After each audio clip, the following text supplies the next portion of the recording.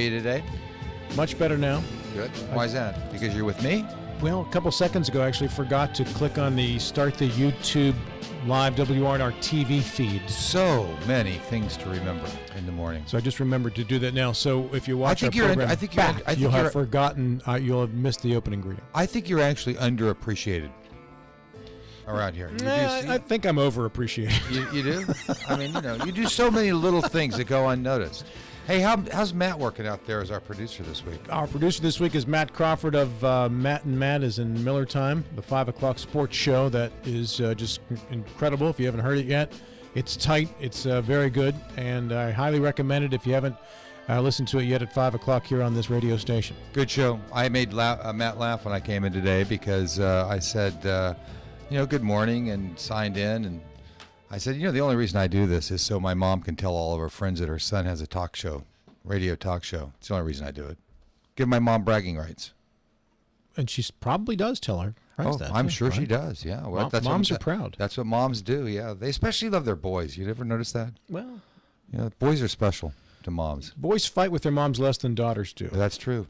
Right? But actually, I think daughters become better friends with their moms later on in life. Oh, sure. That's what happens. Yeah, totally agree. They negotiate a whole new relationship with their moms after they grow up. And to watch Laura and Debbie in their friendship, and Melanie too, but especially Laura, it's very dear to watch. I want to welcome our new intern for the spring and summer. You may remember her from the Martinsburg Show Choir. Siobhan Hunter is going to be situated in our newsroom, and she'll be handling our social media on Twitter and Facebook and all that good stuff, too. This is her first day interning. She'll be with us not every morning, but the mornings that she can make. She'll be with us all the way to August. So and she has her own booth in there. She does, just like we gave our previous intern. Yep. So, Siobhan, I don't know if Matt did a pretty good job of getting you trained up with the earphones and the microphone or whatever, but if you're available to say good morning on your microphone, go right ahead. If you're not, because that's just too much on day one, that's okay, too. Good morning. There you go. See, she learned button pushing on her very first day. Way to go! You now officially know more than I do. That's a good one there. That's Siobhan. Thanks for being with us. And this is D-Day, by the way, Davey, and that's not David Welch Day. The anniversary of. And on our CBS Today in History feed, they provided us with some audio this morning of General Dwight D. Eisenhower. You are about to embark upon the great crusade toward which we have striven these many months. The eyes of the world are upon you. And that was General Eisenhower 74 years ago today. And here is Charles Collingwood, who was a CBS News correspondent among those who came ashore at Normandy that day. There are pillars of smoke, perhaps a mile, 2 miles away, which is rising from enemy shelling. And further back, we can see the smoke and results of our own shelling. 1944. Let's hear it for courageous reporters, by the way. I mean, did that take guts or what? Just to volunteer to go do that just to cover it? My goodness. Charles Collingwood. We brought in with us retired U.S. Marine Corps Major Tim Murphy, who is kind enough to visit us once again. Even though we saw Tim last week, we asked him to come back and do a little extra duty on D-Day this morning. Tim, good morning. Thanks for coming in. Good morning. Glad to be here. Great to have you with us here. You were 6 at the time of the invasion. Right. Not that I didn't mean to give away your age, but... He's proud of his age. No, that's fine. I'm proud of my age. Awesome. I'm doing pretty well, Yeah, so. Man. Good job. You're doing better. You're doing better than pretty well. You are like a spry middle-aged guy at 80 years old. I have a coffee cup at home that I was given at my birthday, and it's got a big police shield on it. It says, it ought to be against the law to be this good looking at 80. That's an awesome cup, man. Yeah, right. I love that. Yeah. It's like some of these guys I work out with at the gym, at the wellness center. Right. I stepped onto the treadmill today next to Bill Stubblefield, of course, and a whole line of them. And I said, well, I just lowered the average age of the back row here. And Stubblefield says, yeah, but not by much. So Yeah. you guys are staying active and fit, and, it's wonderful. Have to. I remember when I was young, and my grandparents, they might have been in their 50s, and I thought of them as old people. You just don't think of that anymore. We don't even think like that at all. No, and that's interesting because My grandfather died in 39, and we lived with him. In 1939? In 1939, excuse me. And we lived with him. And I remember my grandmother from my mother's side, because we used to drive up to Danbury, Connecticut to see her. She lived with one of Mom's sisters up there. Lovely area. Yeah. Lovely area. I go up there for business every once in a while. It's just good. great. So, Tim, when this day, anniversary of D-Day, is one of those days in American history that never seems to go away in its reverence and its importance.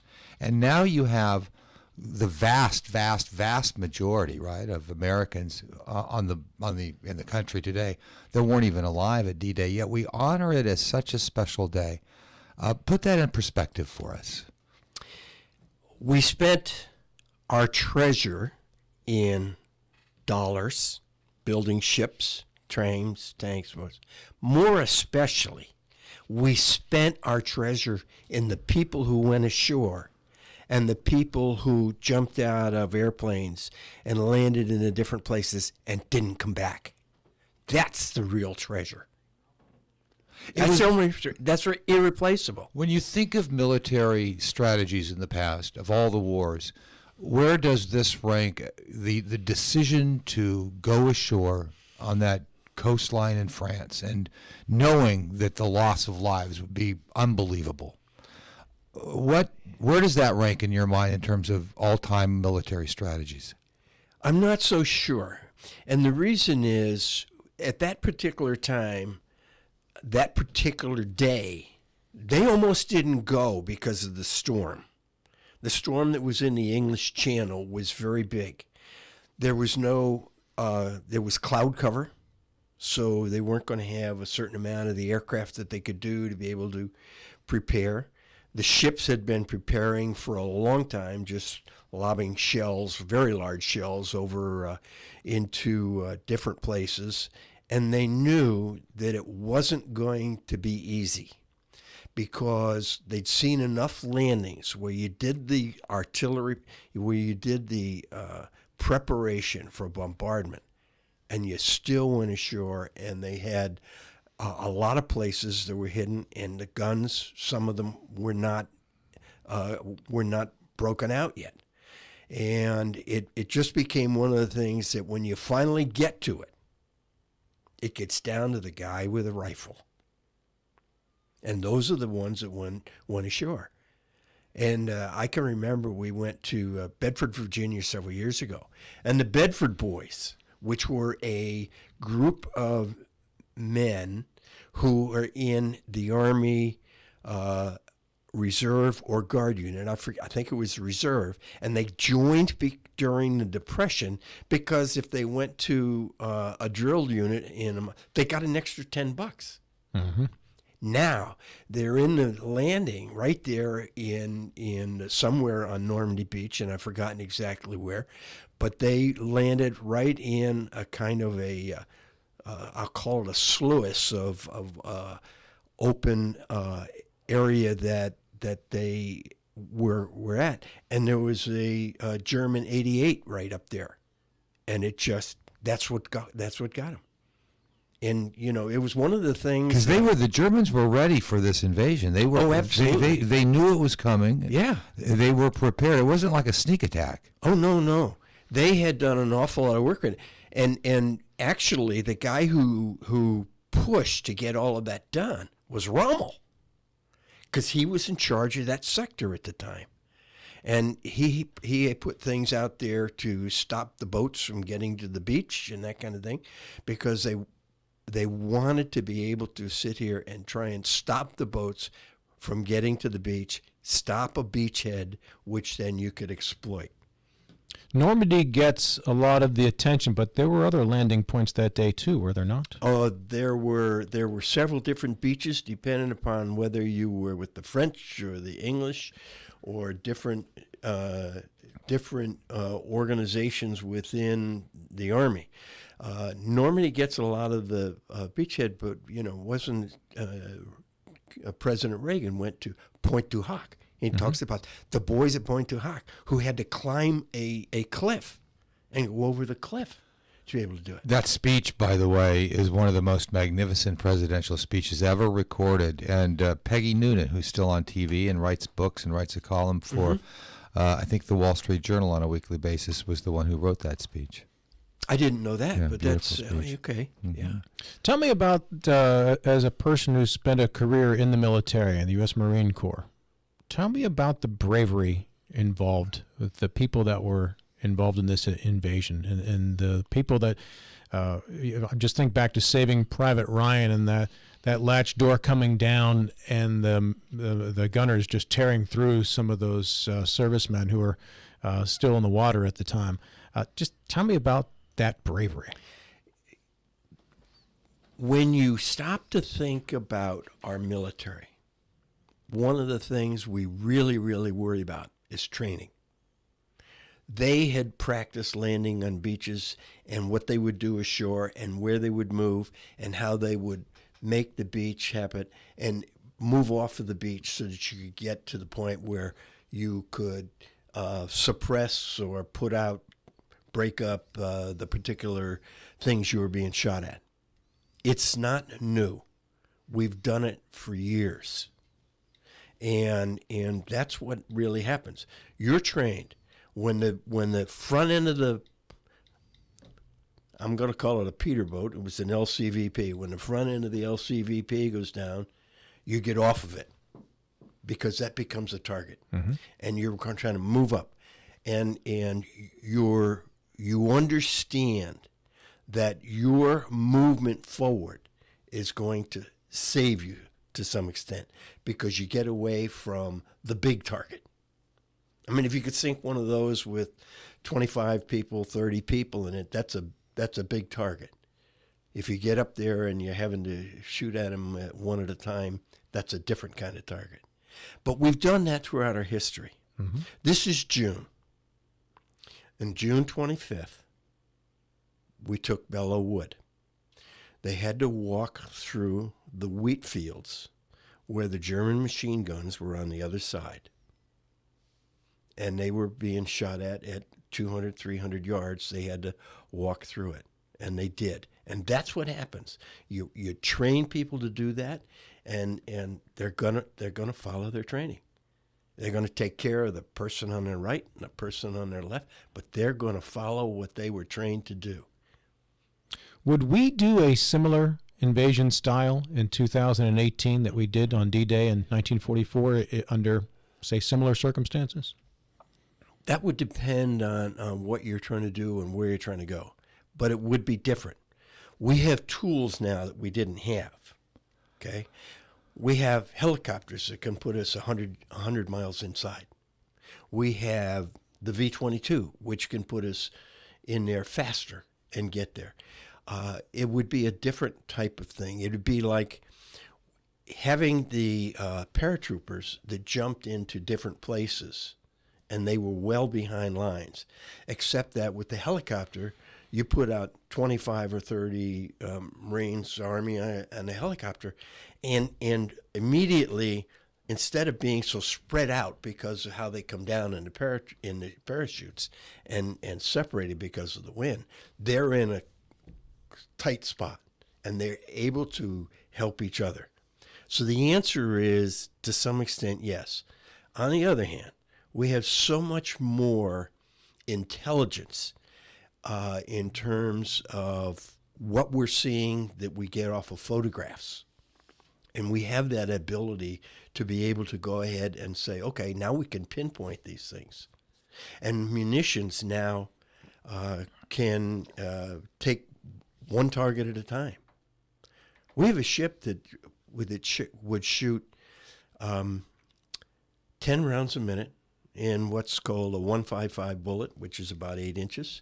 And it says 10 rounds a minute, 6 rounds impact within 1 second, and you can target them by using a little bit of a laser type thing so that they all get there. So now all of a sudden, if you got tanks out there, you can hit an individual tank with it. Yeah, when you think about it, the military strategy of D-Day was more or less just an advancement of military strategies they would have used in the Civil War, only with better equipment. I mean, it was all about that manpower, and you're absolutely right. The technology that exists today. It's almost impossible for me to believe that you'd put 160,000 soldiers invading a beach with the different kinds of ways that we have to go about achieving the same outcomes now. Likely, we would have a very small number that would go to the beach.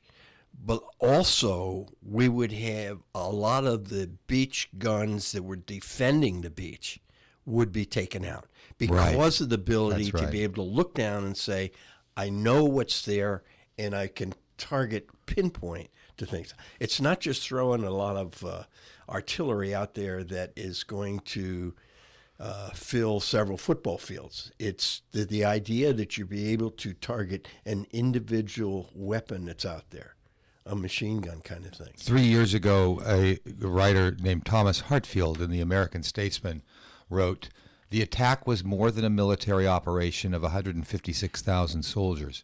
It was an ideological clash between an alliance of nations favoring the ideals of human freedom and social equality and a dictatorship exalting the state and its leaders practicing genocide and selectively denying basic human rights." One has to wonder when you reflect upon that battle, and it's easy to talk about it as a military operation, but I think Thomas Hartfield has this absolutely right. This was much larger than just a military operation, and you have to think, and people have thought over the decades since then, what would have happened had D-Day failed? That's a very good question, because remember, we had so many different beaches that we were on, and we had our paratroopers were well inside the German lines at that time.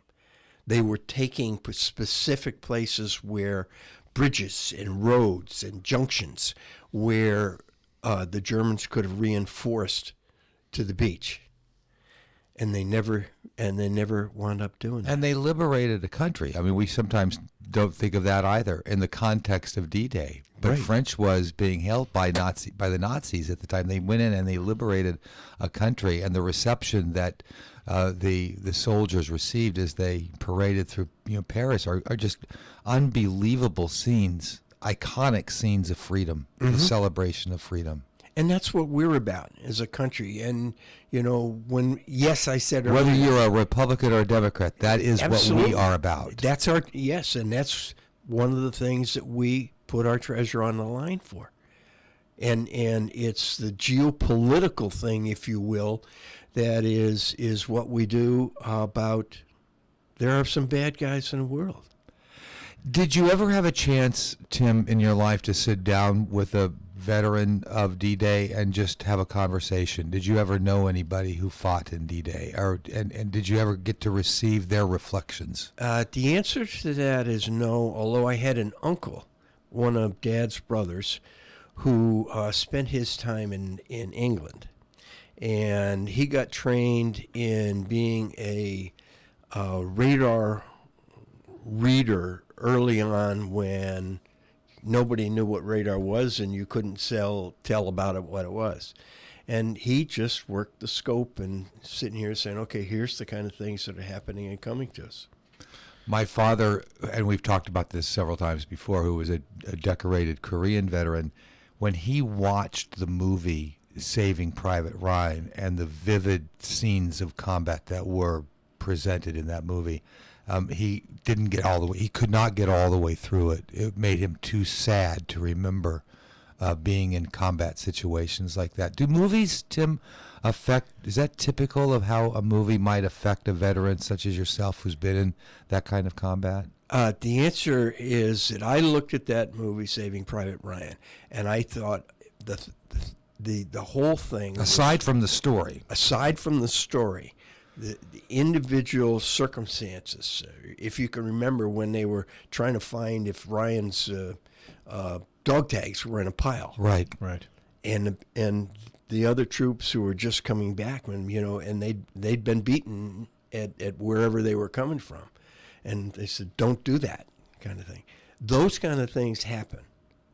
And those kind of things exist. And I got to believe that from everything I know, from the people that have landed on the different beaches, the people that have gone ahead and gone to Vietnam and the jungles and that kind of thing, they're all the kind of things that happen. When you start down the road, you don't know how it's going to end up. And you know you're going to spend a lot. Tim, we're down to our final minute here. I want to thank you for coming in very much. Allied infantry and armored divisions began landing on the coast of France at 06:30.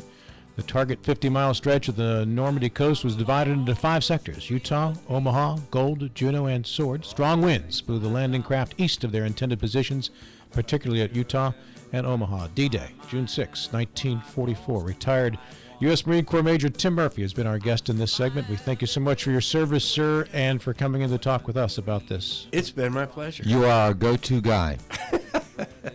I don't know about that.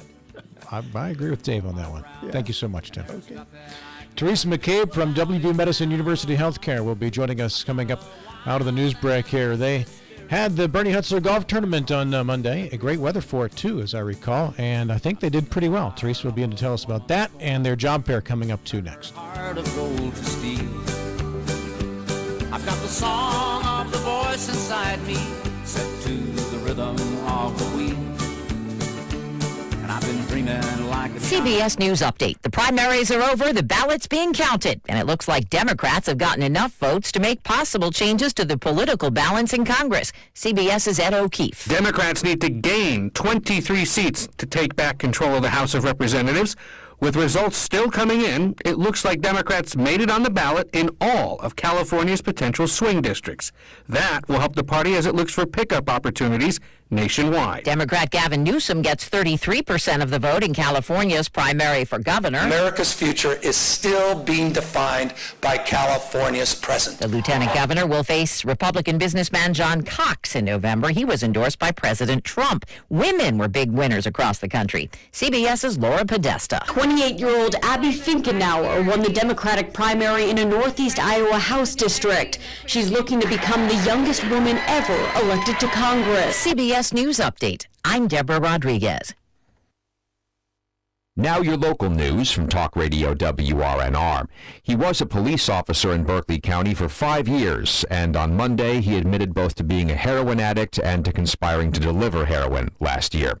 The Herald Mail reports 31-year-old Michael Buracker could spend 10 years in prison after he's sentenced this August. A brother and sister were recently found guilty of killing a Martinsburg man in January of last year, and on Monday they received their punishments. 29-year-old Kevin Hamill of Winchester, Virginia, was sentenced to life without parole for the murder of Ramon Walker, as well as consecutive time for burglary, larceny, conspiracy, and firearms possession. Courtney Hamill got life with parole for the murder and concurrent time for burglary and conspiracy, so she could get parole after 15 years. Martinsburg, at about $2.95 per gallon, once again has the highest gasoline price this week of the West Virginia metro area surveyed for the AAA East Central fuel gauge.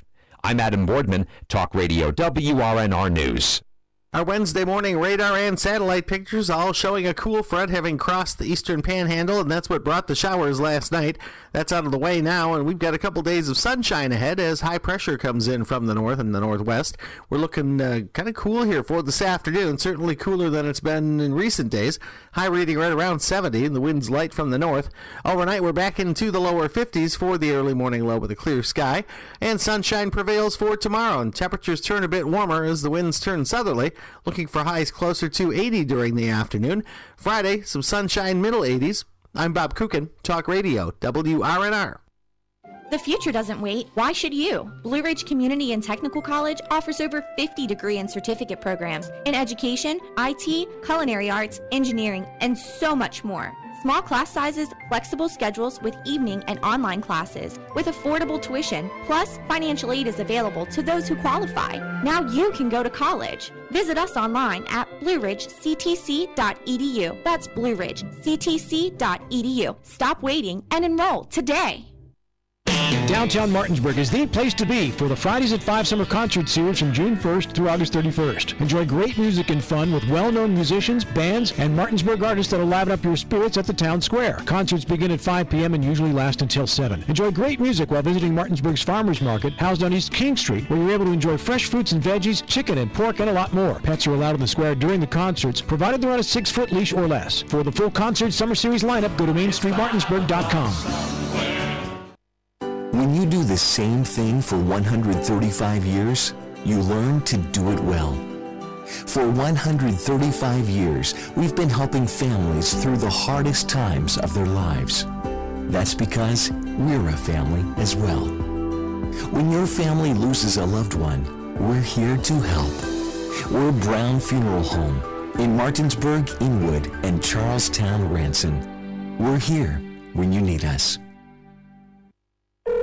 Hi, honey. Where are you? I've been in line at the post office for the last 30 minutes. Why are you at the post office? It'll take you all day. Where else do I go to ship my packages or drop FedEx off at? Honey, going postal is way faster, has less lines, and friendly service. Where's going postal? It's right in the Common Shopping Center in Martinsburg. They'll ship your packages quickly, and you can avoid the lines. Going postal should be your first choice for all your shipping needs. Going postal, the Commons, Martinsburg. Since 1877, Farmers & Mechanics insurance companies have proudly supported our local community. Farmers & Mechanics has the insurance products to meet your needs, including home, auto, farm, dwelling fire, business owners, and umbrella coverage. Please contact your local independent agency for a review of your insurance needs and ask for a policy from the company that knows you best. Farmers & Mechanics insurance companies, just off Edwin Miller Boulevard on Administrative Drive in Martinsburg. FMIWV.com.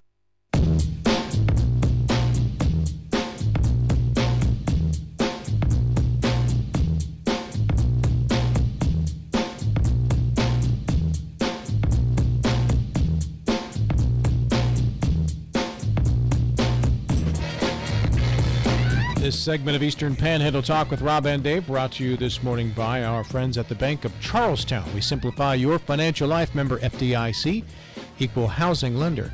It's the last day of school in Berkeley County for this school year, Dave. You can hear the screaming all the way from the nearest school, Eagle Intermediate. The kids are excited. Who would be happier, the teachers or the kids? Kids are always happiest. I mean, when you're a kid, remember walking out of school, the last day of school, it's usually pretty nice weather-wise. You walk out and you're like, yes. Oh, yeah. And the parents are thinking, what am I going to do for the next 10 weeks with these little tykes? Man, that's a great feeling.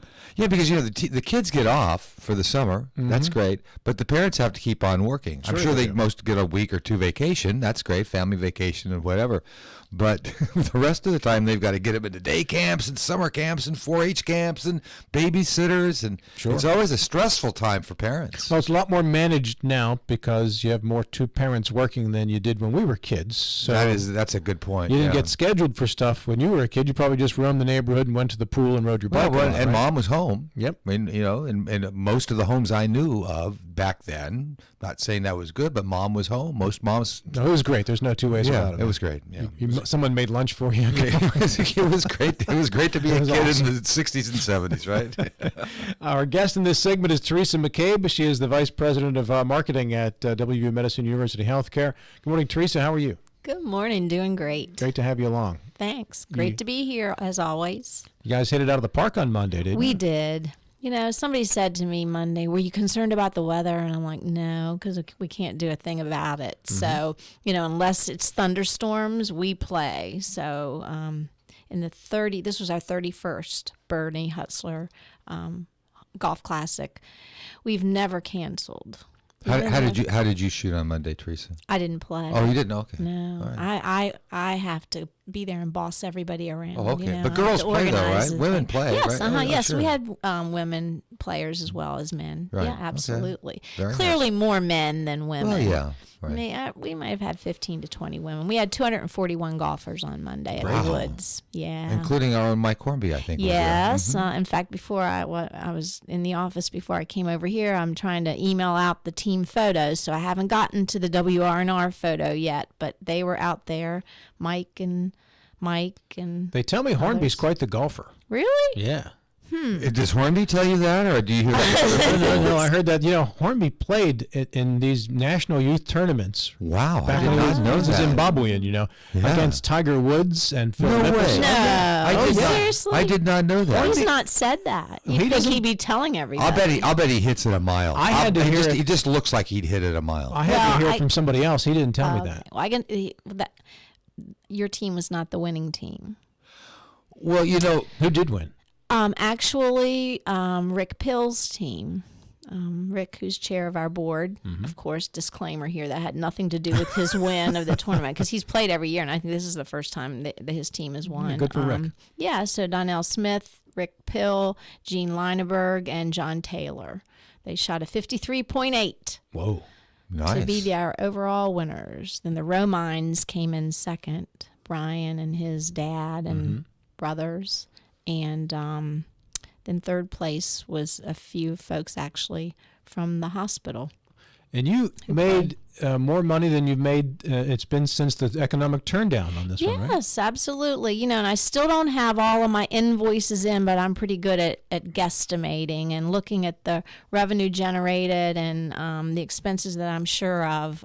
I feel confident that we're going to net $70,000 this year. It's been a long time. I know. Nice. Very Kudos nice. to our co-chairs, Scott Mathis and Charlie Lowry, the committee, our sponsors. We couldn't do it without our sponsors, that's for sure. And everybody just had a great time. And it was a long day, but the weather was beautiful, and it was a fun day. Well, we're always interested to know where that $70,000 goes. So why don't you lay I'm that going out to for tell us? you where All that's right. going this time. We're going to buy some OB equipment for Jefferson Medical Center. We've recruited a couple of new obstetricians there, so we're going to be doing some renovating and some sprucing up and getting some new equipment down there for the birthing center. And then at Berkeley, you've had Dr. Vermani on before, our medical director of our WVU Heart and Vascular. We love him. I We know, need isn't he him- great? We need to have him oh, come we'll back. bring him back, Okay, absolutely. We'd appreciate that. The money is going to buy, it's called Pulsera software for Heart and Vascular. It's basically just another way for them to be able out in the field with the EMS folks to diagnose before the patient even gets to the hospital and get treatment started, so that we hear time saves heart muscle to get them in and get them into the cath lab. So very exciting. And then because we did net 70,000, because I was thinking probably more 65. We're going to use the remaining money to fund our Judge Grace Silver Jr. Health Professions Scholarship Program. Oh, nice. Our foundation every year. Usually we, I'm trying to how many we awarded this year. 22 scholarships. How do you qualify for one of those scholarships? It has to be, it's a graduating senior from any of the high schools in the area, both public and private, and you just have to be entering a healthcare career field. Okay. So, and what's the size of those? It's $500, $500, but you can reapply for up to 4 years. Okay. And you do have to reapply every year, because we have to make sure you're still in a healthcare profession, studying healthcare profession and pre-med, grades and so forth. nursing, or right, could even be hospital administration, I guess. Absolutely. Sure. Exercise physiologist, pharmacist, There you go. any, of course, nursing. But we do have other scholarships that are specific to nursing and pre-med. The Sabato from our tennis classic is for students going into pre-med. And then Doug Woodmeyer, you all know Doug, he and Scott set up an endowment in our foundation to do a nursing scholarship, the Ruth Ann Widmeyer Nursing Scholarship in memory of Ruth Ann. So, changing subjects, if you don't mind, Steve Catlett was on the show a couple weeks ago and talking about the swimming pool. And that led into a whole conversation about the expansion possibly of the wellness center and working with the hospital and all of that. Have you been a part of any of those kinds of talks? And is anything at all happening to maybe push at least the discussion stage of this forward? Well, of course, we've talked about this for years. Right. I mean, I remember, back 10, 15, maybe even 20 years ago, because I've been around for a long time, about, we had talked with the schools, the county, the city about doing a joint venture to get a pool, an Olympic-size pool, that the school system could use for their swim teams and so forth. This is something very new, and it's just in the initial stages. Berkeley Medical Center is in the process of purchasing a 76-acre parcel of land near the current campus for future expansion. one of the projects that Tony Zelenka has earmarked for the new campus would be a new wellness center. Now, originally, we had earmarked land across the street on the other side of Tennessee Avenue for that. But now that we are moving forward with this land purchase, we haven't closed yet, so I don't want to say too much, but it should happen this month. Then we will have, more room there to grow. And I think that the thought is, and in talking with Steve Catlett, that's where this whole conversation started about, well, if the hospital is going to build a wellness center there, then let's, look at collaborating and try to make it fit for Parks and Rec, for the schools, for everyone. And where exactly is this again? This parcel then? It's on the other side of Tavern Road behind Martin's Landing, but it's right next to I-81. Okay. So if you get on exit 14 heading north, just look over to your right once you pass Martin's Landing, and it's 76 acres there. Now, this would be a wellness center that would be, I would imagine, like the one, not exactly, but like the one that's in Shepherdstown at Shepherd It's very University? similar from what I understand, and Tony's built one or two, I don't know, before in his former life in Pennsylvania. But yes, he says it would be very similar to the Shepherd Wellness Center. Oh, nice. Although he talks about the rock wall climbing. I don't think they have that at the Shepherd.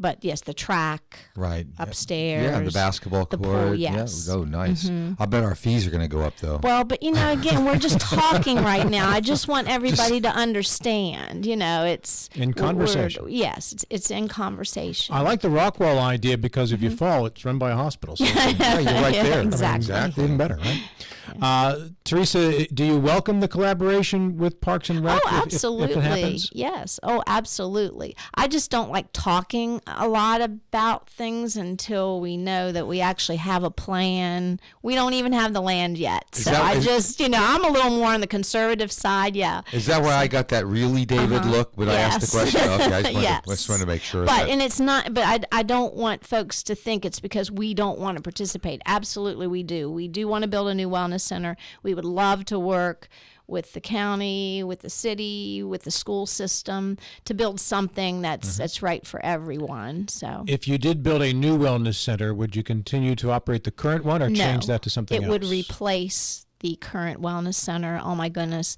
we need space for physicians. We need space to expand the cancer program.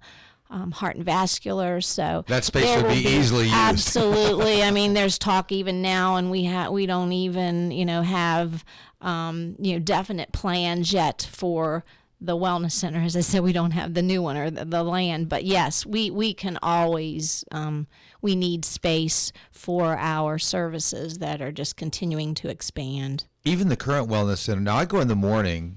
And so I don't experience this, but on the rare occasion when I'll go, let's say after work, you can tell it's bursting at the seams. I know. I mean, there's a lot of people in there later in the day. Yes, I mean it's different. I mean, they've kind of done little studies, and there are various times, lunchtime too. I mean, some folks do come over their lunch hour or lunchtime and work out.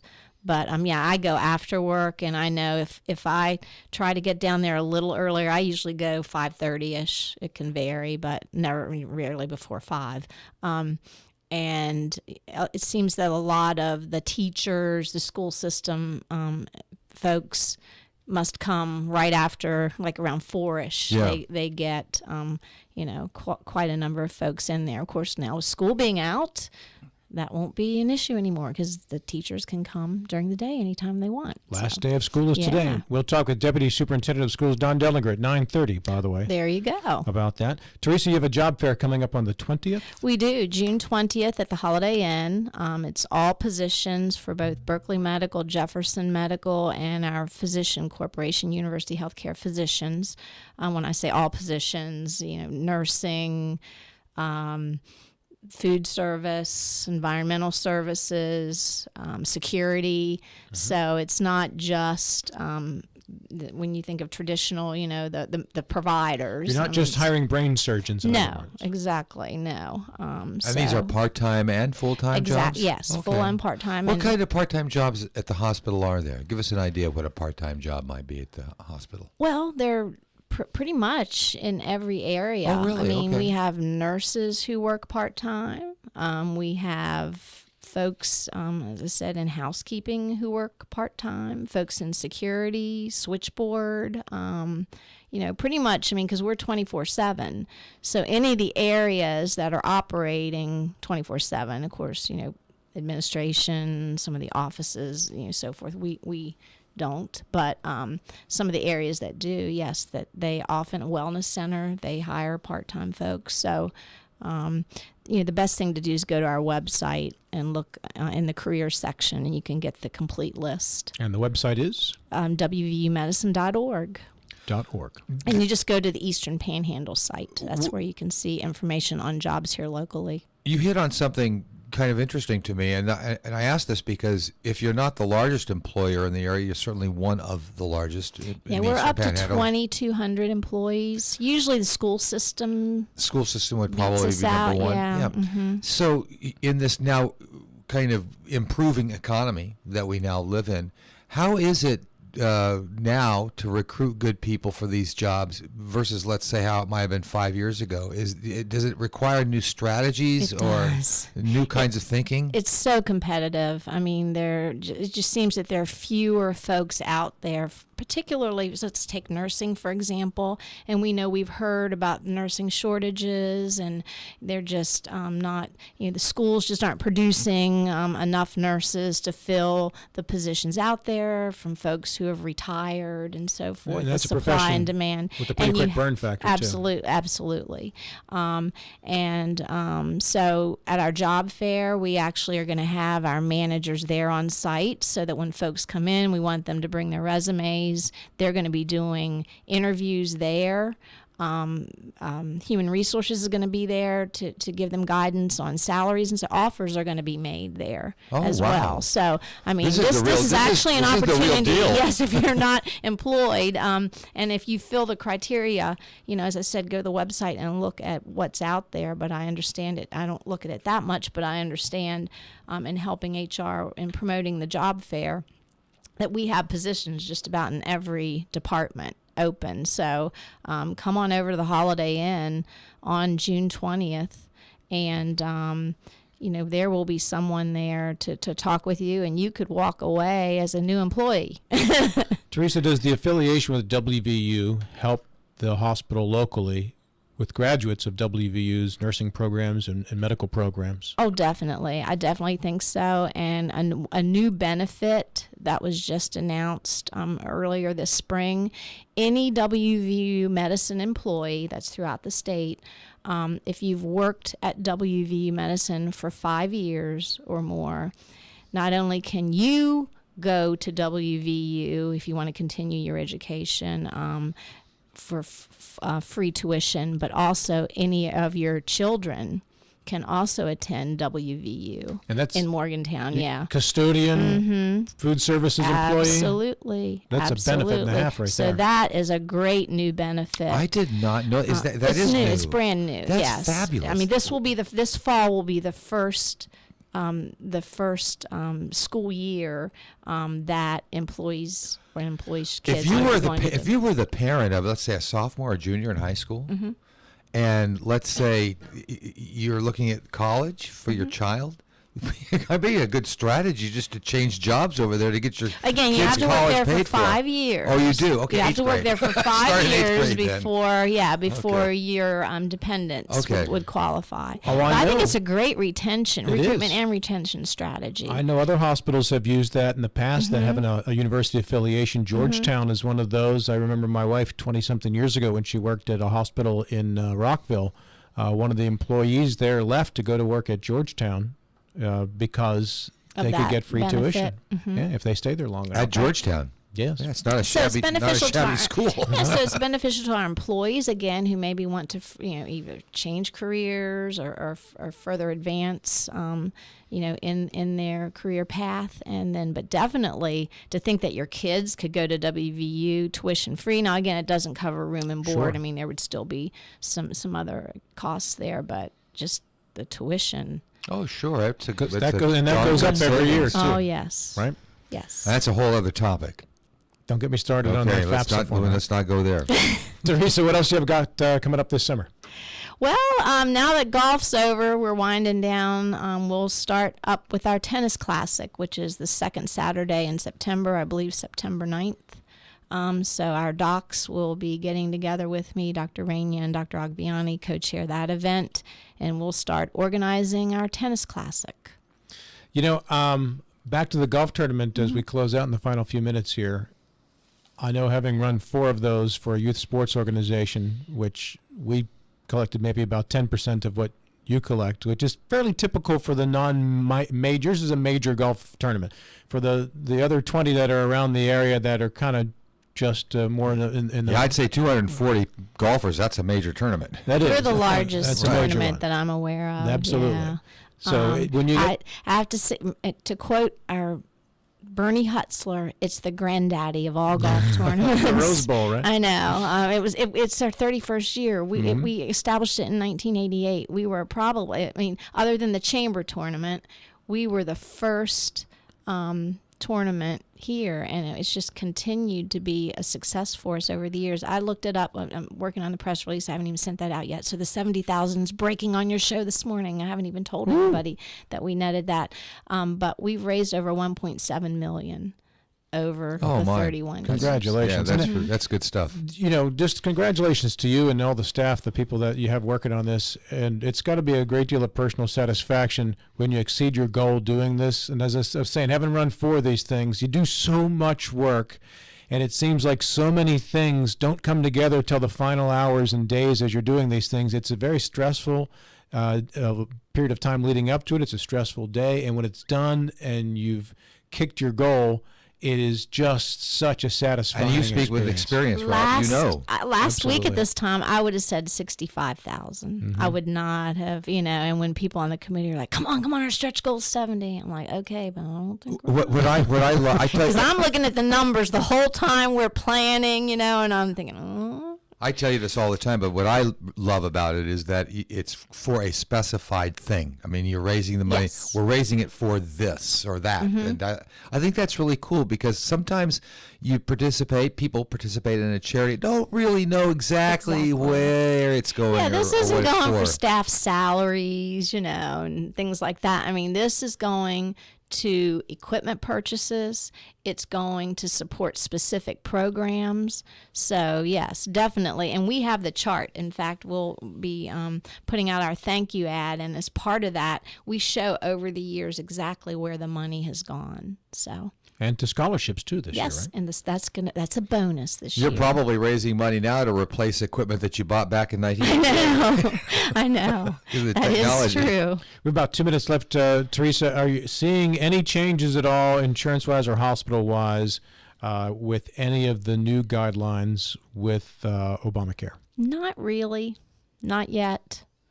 So far, so good. So far, so good. Are you anticipating any changes? I'm sure you guys have strategized Again, about it's this. the big question mark. We try to anticipate, but, at this point, no one still really knows. And in regards to anything from the state legislature that might have affected the medical systems, I know obviously medical marijuana has been a big topic of discussion over the last year. Is there anything that you folks were watching or were affected by this past year in Charleston? No, pretty much things that we supported passed. So, we have the West Virginia Hospital Association does a really good job for us monitoring things in Charleston. So we felt that it was a fairly good year for us. Okay, sports book betting, Teresa. That's the only thing I haven't asked you about yet. What do you think? You want to get the doctors involved in the next big fundraiser? Maybe a little sports book betting inside the hospital? What do you think? No. We're not going to open up another window at the hospital just to place your bet. Well, it could be a big money raiser, I'm telling you. Could be, yeah. You know, those doctors like to bet on games. I know. Don't you have to have a license, a gambling license for that? No. We don't even have raffles because I'm like, that's gambling. We can't say raffle. We say drawing. That's so right. I'm very Words are very important. Careful. Yes. Be about careful. these things. Thank you, by the way, for your sponsorship, continued sponsorship of our program here in the morning. Much appreciated. Absolutely. Thank you. We love your show. And our phone line. Every time we have a guest, they're on the WVU Medicine, University Healthcare, Berkeley Medical Center, Jefferson Medical Center phone lines. When I do that, I have to read it, by the way. I don't have it memorized. He does. You can tell. Yeah, he does. Teresa, have a great day. Thank you. You guys too. Thank you so much. It's 9 o'clock. This is Talk Radio WRNR Martinsburg. Our news break is next. One more reason for you to worry, 'cause you got the best of me.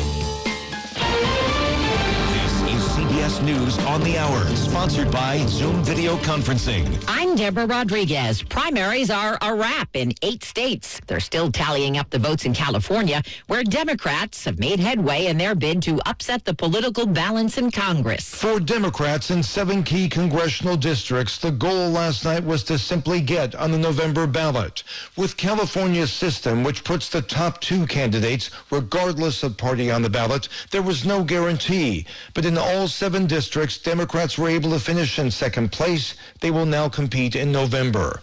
Also in November, a battle for governor. This is only the first half of the election calendar. Democrat Lieutenant Governor Gavin Newsom will face Republican John Cox. Hello, California. Are we ready for a Republican governor? And in Northern California, Judge Aaron Persky was recalled. He had been under fire after giving a light sentence in a sexual assault case.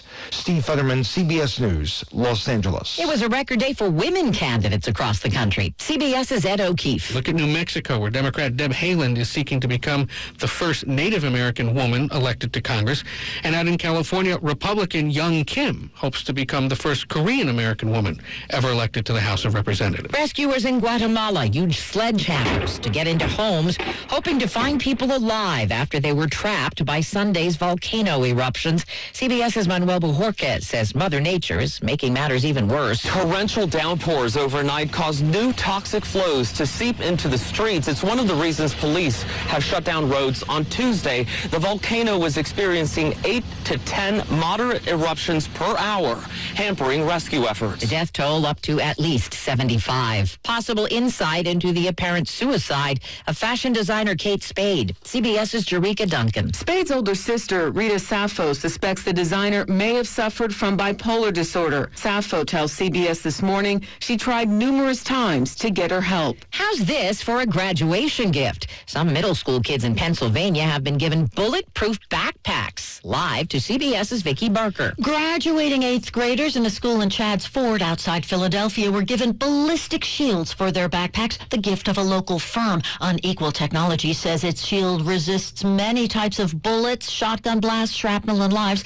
but they don't protect against the kind of high-powered rifles used in the Parkland, Florida school shooting. Deborah. They're off. 3 astronauts from the U.S., Russia, and the EU have blasted off from Kazakhstan for a mission at the International Space Station. S&P futures are up 4. This is CBS News.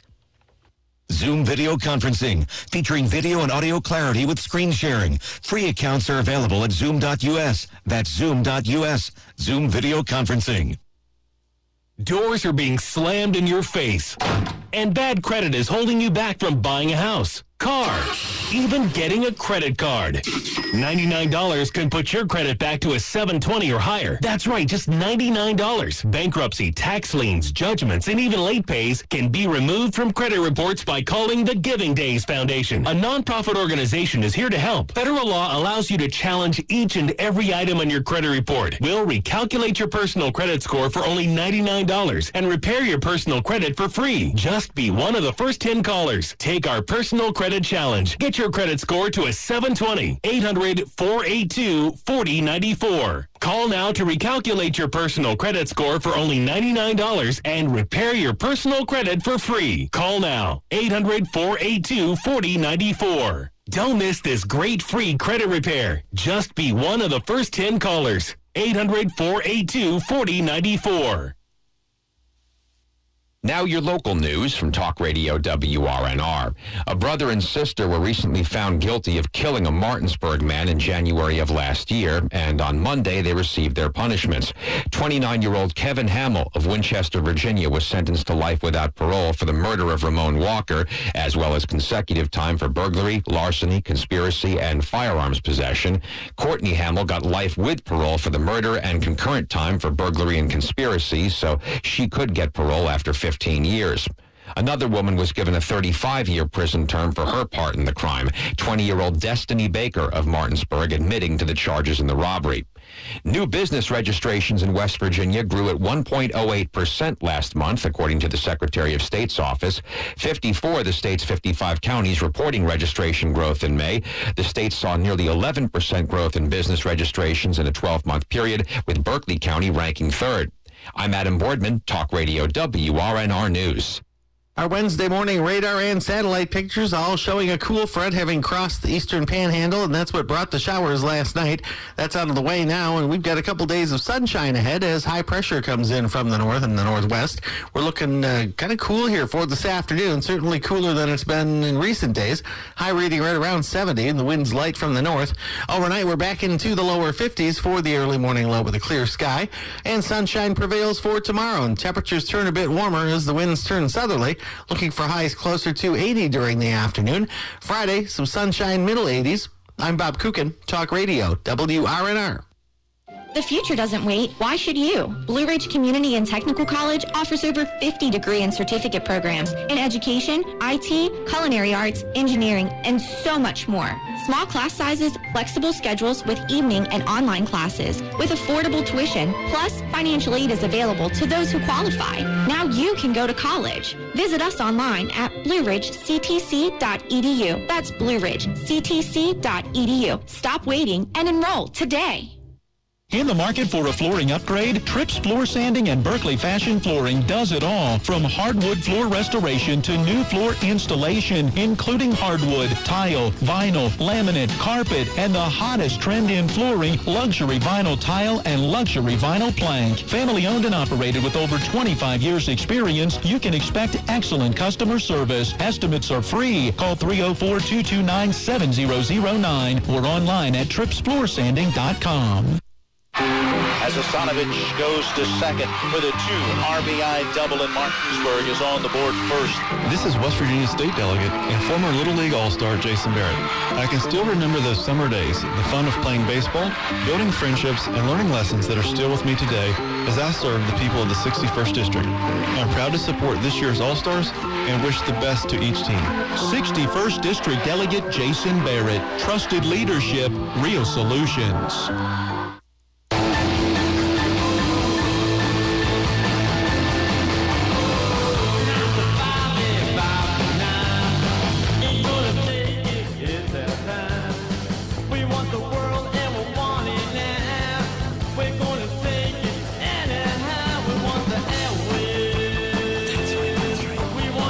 Welcome back to the program, Eastern Panhandle Talk with Rob and Dave, brought to you in this segment by Bechtel Jewelers, West Virginia's largest Pandora retailer. We do live in South Inwood next to Viva Mexico on this final day of school, 2018 in Berkeley County Schools. Jefferson's been out for about a week, but for Berkeley, final day. I think Faith Christian is out because I'm not caught in that traffic jam. That's the reason I know they're out. That's how you know if they're school or not. I'm not dealing with the rush minute at Faith Christian in the morning on my way to work now, so... Nats. And also the anniversary of D-Day today, if you missed our first segment. 84 years. Yeah. Or, sorry, 74 years. 74 years, yeah.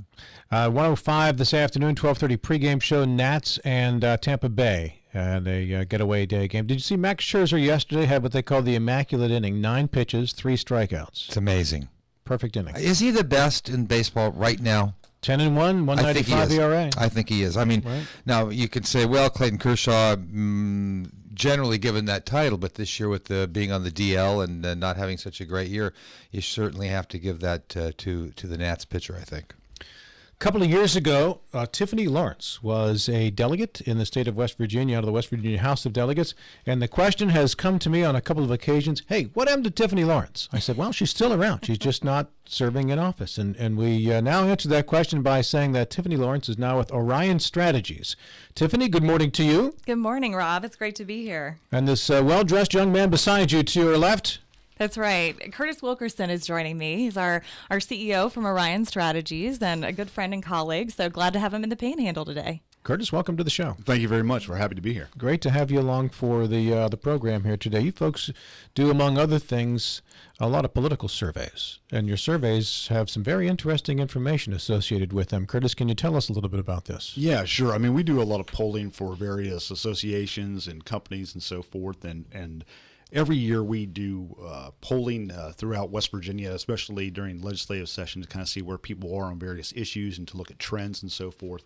And one of the things that always got our attention was that Gallup does a national survey to look at trust in institutions. We talk a lot these days, there's a lot of stories about how people have lost faith in various media outlets, and we talk about traditional media versus social media and where people are finding faith in government or not.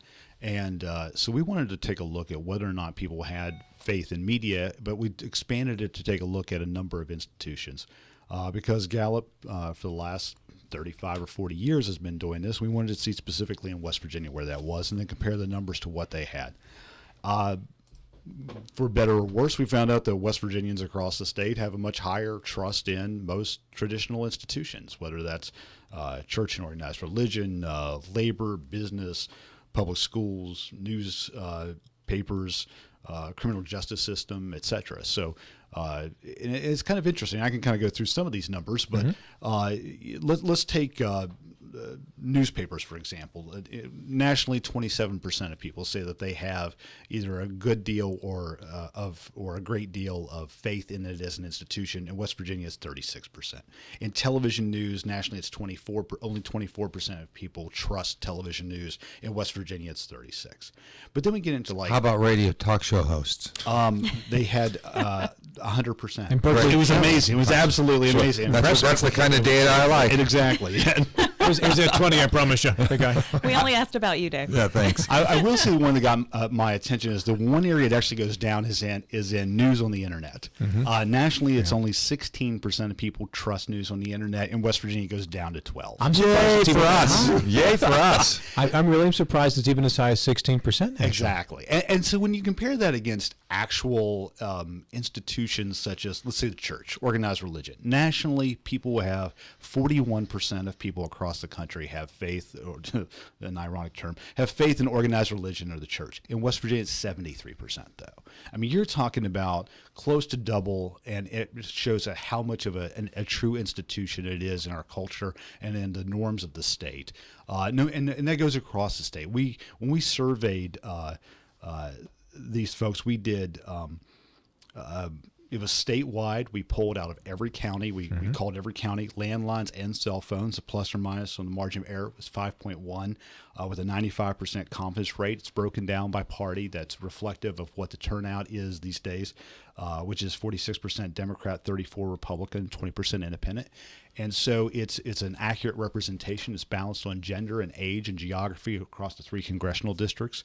So it's not just one part of the state that's pinging this. It's statewide that we see this still a very high respect for organized religion and the church. Now, we do notice that last year we did some surveys on this and found out that when we asked people how often they were going to church, we were fascinated to see that it's gone down over years. However, regular church attendance is what people might consider at least twice a month at this point.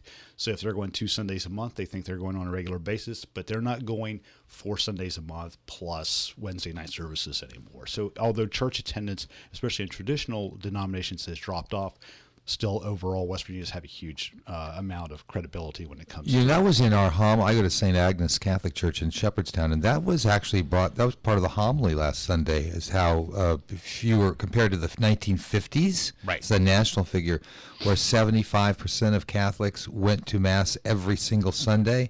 That has dropped from the 50s to now to something Much less than that. That's right. I don't know. I don't remember the number, but much less than that. Right. Yeah. There's some fascinating studies nationally that have come out on church attendance as a whole. But there's two parts to this. One is that that those attending church have become splintered by non-traditional or non-denomination churches. So you have that going on. And then the denominations themselves have created either more services or more churches. And so it continues to splinter where they are. It's supposed to be the one big community church. There might be 10 or 12 churches that those who go on a regular Sunday are split upon. The reason that data is really interesting on the religious part is if you've read, and I'm sure you have, this fairly recent report called The Religious States of America. And there's a very definite pattern on the states that are so-called red states, Republican states, and so-called blue states in terms of regular church attendance. Mm-hmm. The red states are almost right on down the line, the very highest in church attendance, where the blue states are the very lowest in church attendance. Yep. And the swing states, like in Ohio, fall kind of right into the middle. And so it's actually kind of an indicator as to whether or not that state's going to vote Republican or Democrat. Yeah, and one of those things, and it's interesting you bring that up, because Pew recently came out with a very lengthy article that went into the details of red versus blue, but even more than that, it went into geography. So what we're talking about is urban versus rural, but even between that is suburban, and figuring out where those voters are, and that gets into church attendance as well. So when you're looking at blue to red and that purple mix in between, you can look at geography as much as anything else. It's a much better leading indicator than education levels, race, etc., as to where the people physically live and how urban versus rural they are in that suburban purple area in between. Someone might be confused by the premise that your data shows that West Virginians have a higher than national average respect for institutions. Yeah. Yet in this last election, they voted for someone who essentially wants to almost change everything in Donald Trump by an overwhelming number. Sure. What do you read into that? Because those seem like two conflicting pieces of information to me. Voting for Donald Trump, yet having high respect for institutions. Yeah, the interesting part about that to me is that West Virginians have, for lack of better, and I'm a lifelong West Virginia. I grew up in the state. There's a series of different beliefs that some people will find conflicting, but actually go into the greater personality of the state. And let me kind of go through a couple of numbers here, and then I can come back to your question. There are, when nationally people at 28% trust organized labor in West Virginia, it's 43. Nationally, people trust big business, quote unquote big business, because that's the phrase that Gallup used, at 21%. West Virginia is 33. Like the medical system, 37% nationally, 66% in West Virginia. Small business is 70% nationally, 88% in West Virginia. And so you take that, and we have trust in institutions once we get to know them, okay? Meanwhile, the state as a whole has been somewhat tribalist, if you want to say. We have a tribal mentality. We don't trust people from the outside right away. And so when we have... I've lived here 30 years and no one trusts me yet. Well, there you go. It does take a while. And so, but once that's ingrained from birth, then that's part of our tribe. Hence all of these organizations that we know internally, then we trust them. Donald Trump came in and said, I don't trust those guys either. I don't trust that person. I don't trust that person. And West Virginians went, good, I don't either. So what do we, especially when it came to government. And that's one of the things that...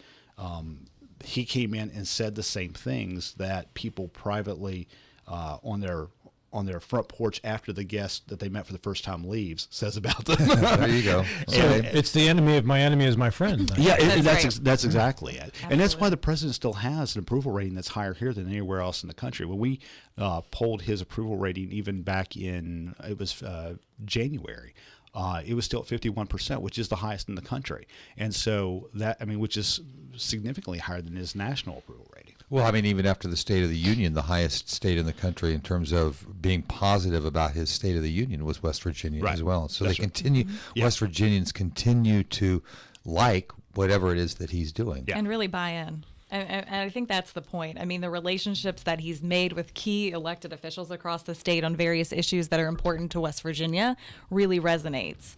and he's created quite a base here in West Virginia. This is a conversation that I could have with the two of you from now until noon and never stop, just so you know. Unfortunately, you must stop at 9:30. But it is radio, and so I think our listeners would really be interested in both of your thoughts on how you're reading the tea leaves as it relates to the Manchin-Morrissey Senate race. Do you have recent data that you're allowed to share, or do you have even relatively recent data that suggests to you the outcome of this race? We don't. We have not.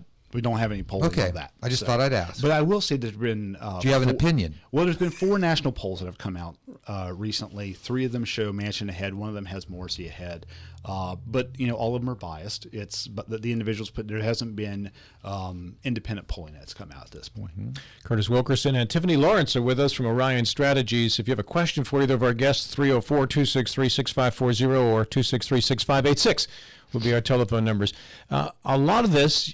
I'm wondering, it may be related to being a small state. When we trust people, we tend to trust people we know, who we've had good experiences with. Sure. And one of the things that makes... Regardless of issues. Right. Yeah. One of the things that makes West Virginia unique with its elected officials is being a small state. You've probably been somewhere where Joe Manchin or Shelley Moore Capito has been. You've probably seen your local delegates and state senators around. Maybe you even grew up with them and know them on a first name basis and have their cell phone numbers for that matter of fact.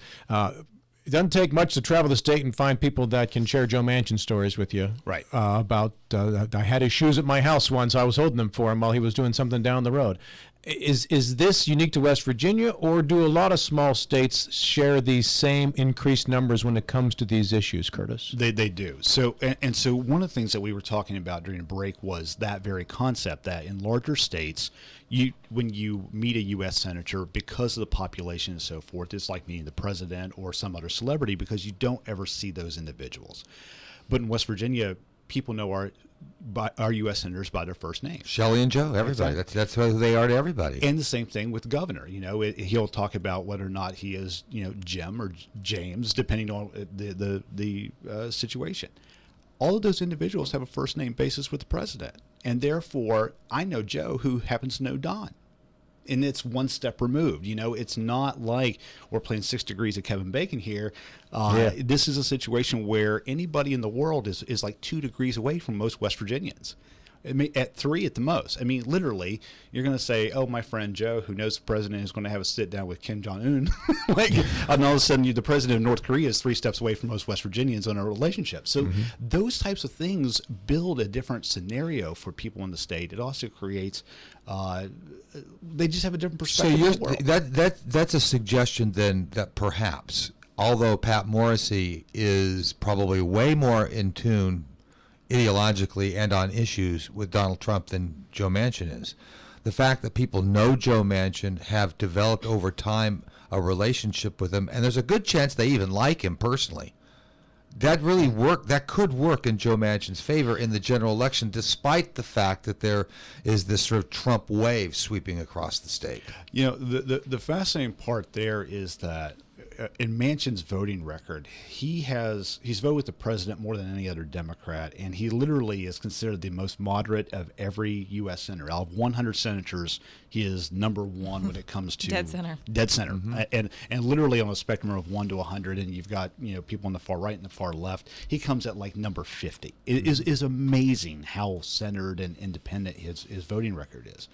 So one of the things that comes into that is the question is whether or not did Donald Trump get elected because of conservative values, or did he get elected because of independent, let's throw over change, and upset the proverbial chessboard, etc.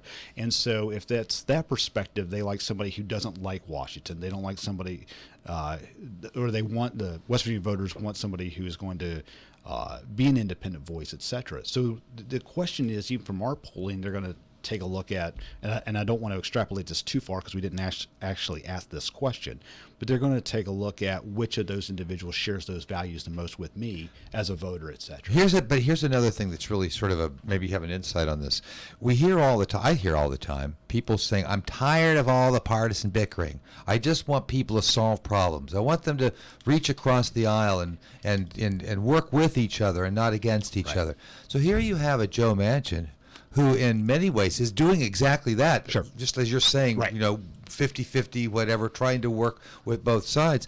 And he might get punished for it in November by voters who don't think he's either Democrat enough on the left or Republican enough on the right. It's a fair assessment. So it's really the people's fault. We blame the politicians for being all partisan, but it's really our fault. We're the ones that are partisan, not them. Well, and there was a question that was put forth a few years ago in a national poll that said, it was a two-part question.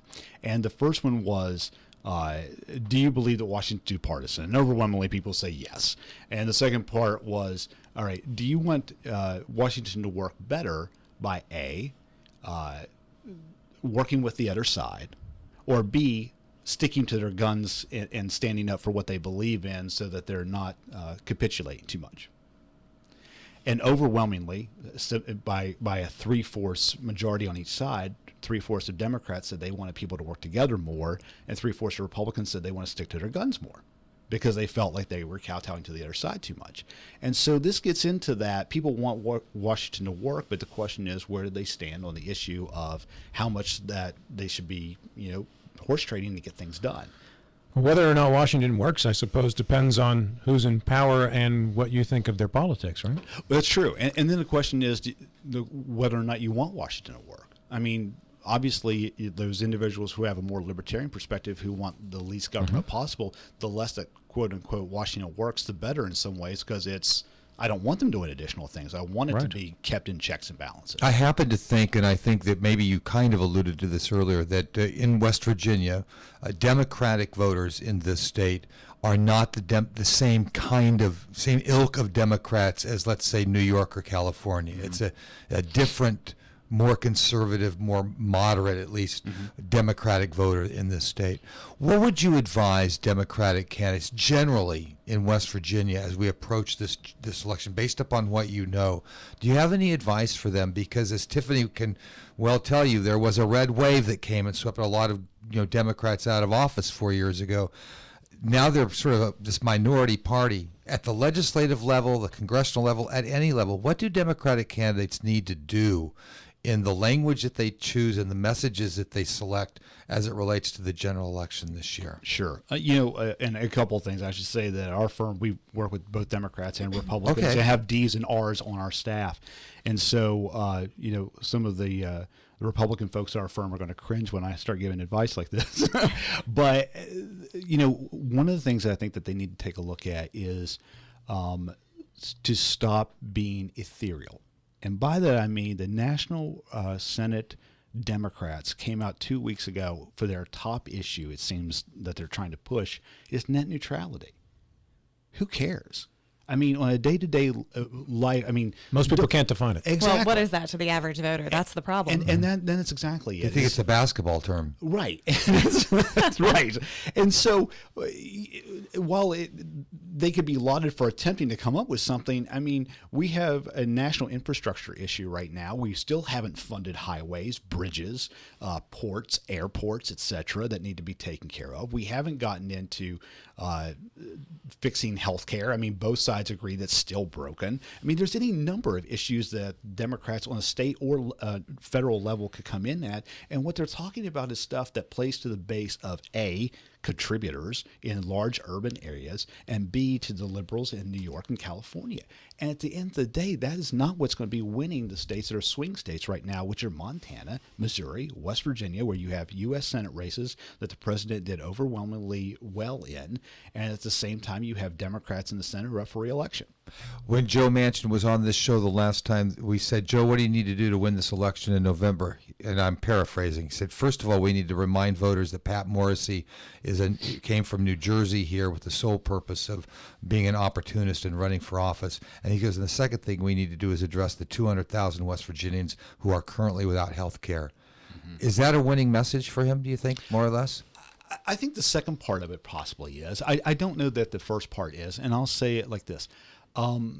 People tried to do that with Jay Rockefeller and tried to talk about him being from somewhere else. And obviously he spent in 1984, he spent $12 million.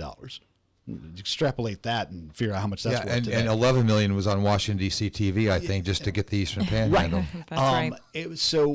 But at the same time, West Virginians are okay with it. I mean, obviously, Patrick Morrisey has been elected twice to Attorney General. He's from another state, et cetera. And Alex Moody was elected? Exactly. I agree with you. I don't think it's a winning message. However, there are other parts that would work. And what I would suggest is that people, again, know the senator and so forth. What he needs to do is remind them of who he is and remind them that they already know him is probably the first thing. And the second thing is to talk about real world issues and talk about his accomplishments in the U.S. Senate, and not necessarily go back to just talking about all the things he did as governor, which he was a very successful governor. Good advice. He should hire you.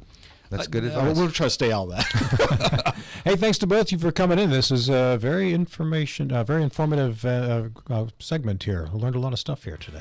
Thank you. It would be nice to get your insight, one of you, as we move along on various issues that come up in the state of West Virginia. Kind of get a polling insight. That'd be cool. We appreciate that. Thank you. Thank you guys for your time. Curtis Wilkerson, Tiffany Lawrence from Orion Strategies. Thanks so much for coming in. 9:29. More to come after this.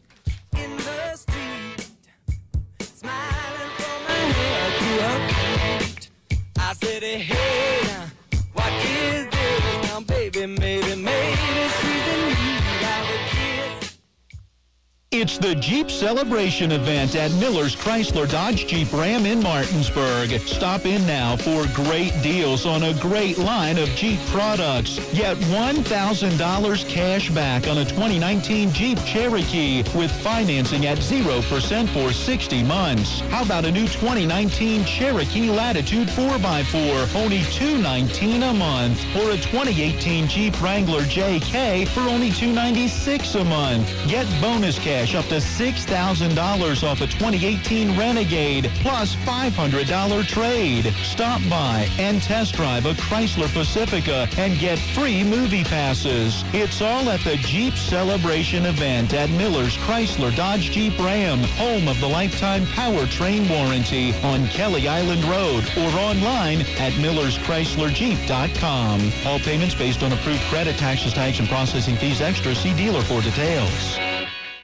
Life is complicated, but your finances shouldn't have to be. At BCT, we simplify your financial life. Bank of Charlestown is a locally owned community bank with 7 conveniently located offices serving the Eastern Panhandle of West Virginia, Middleburg, Virginia, and their newest office in Hagerstown, Maryland. With over 140 years of experience, BCT is the tri-state area's choice for fast, convenient, and hassle-free banking solutions. Whether you are a high school senior looking for a student checking account, a college graduate purchasing a new car, a first-time home buyer, or investing for retirement, BCT has flexible solutions to fit your lifestyle. BCT is committed to providing everyday ways to simplify your financial life. Also, make sure you are following BCT on Twitter and Instagram at MyBCT or like their Facebook page to see how BCT reinvests local deposits back into the communities they serve. BCT, we simplify your financial life. Member FDIC, Equal Housing Lender.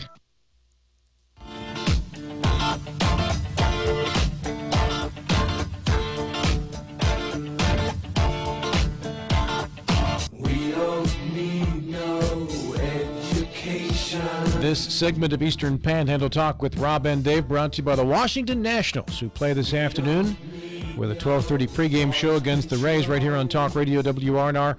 Friday, June 8 is Ryan Zimmerman Bobblehead Night presented by Delta Airlines. The first 25,000 fans pick up the third of 5 Nationals bobbleheads this season when the Nats face the San Francisco Giants at 7:05. Visit nationals.com today. We don't have a Ryan Zimmerman bobblehead here, do we? We need to get one of those. Yeah, well, yeah, there it is. Yeah, there it is, right here. Okay. Ryan Zimmerman, yeah. He doesn't have a bat in his hand, though. It got taken. What happened to the bat? Someone took his bat. Matt probably took it. Miniature golfs with it, I think. I don't know. Yeah. Because he looks kind of silly holding his hands like that with no bat. Maybe we can find a bat for him. He does look silly without a bat. When you're standing like a batter without a bat, it does look kind of silly. In my wife's hometown of Beaver, Pennsylvania, they have a really nice park in the middle of town, and it's a suburb of Pittsburgh, and they have a memorial to all of these veterans who have fought in wars. And they're all standing, they're statues of around kind of a circular area. And I should take a picture of it next time I'm there because you'd get a kick out of this. They're all in position to be holding weapons of some sort, like a rifle or whatever it might be. And many, many years ago, I guess there was a movement. People got upset that showing weapons in public like that was not a good idea. So they somehow got all the weapons out of their arms. So instead of looking like these soldiers with weapons, they look like they're all like doing ballet dances. Their arms up in the air. All these soldiers doing ballet dances, pirouettes or whatever around this circle. It looks kind of ridiculous. I would say it sounds kind of ridiculous. Savon Hunter is our intern, and our show is being produced this morning by Matt Crawford with Sherry Davis out this week. Matt has done a great job filling in, and we appreciate it. On the WVU Medicine Jefferson Medical Center talk line, let's say hello to Deputy Superintendent of Schools Don Dellinger on this final day of school 2018. Donnie, good morning. How you doing? Great, man. So is the excitement and enthusiasm pouring outside the buildings in Berkeley County this morning? Well, I am sure that the students are looking forward to summer break, and I know I spoke with a few yesterday, and they were excited, but I'm sure teachers are just as excited as what they are. Teachers have a few more days to go after the day, but then we'll be getting ready for next. Actually, we're closing things down, getting ready for next year all at the same time. So it is an exciting time. I'm sure students and teachers need a little bit of break at this point in time, and so it'll be good for everybody. Is this a full day, or is there an early dismissal at some point? No, sir. It's a full day.